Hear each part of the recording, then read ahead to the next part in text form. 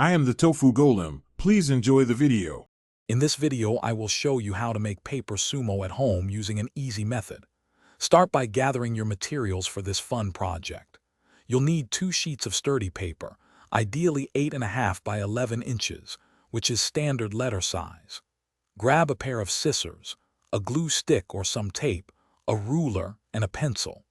Don't forget your favorite markers or crayons to bring your paper sumo wrestlers to life with unique designs. This simple setup ensures a smooth and enjoyable crafting experience for everyone.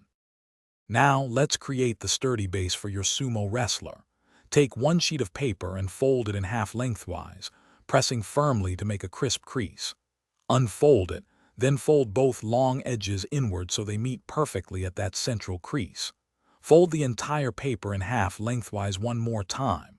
This creates a strong, 4-layered strip.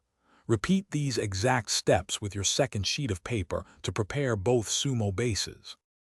With your folded paper strips ready, it's time to give them their distinct sumo shape. Take 1 strip and, using your scissors, carefully cut one end into a rounded or slightly pointed shape. This will become the head and shoulders of your wrestler. Aim for a symmetrical cut to ensure your sumo stands well. Repeat this process for the second paper strip, making sure both wrestlers have a similar, balanced form. Precision here helps with their future battles. The most exciting part is next, decorating your paper sumo wrestlers.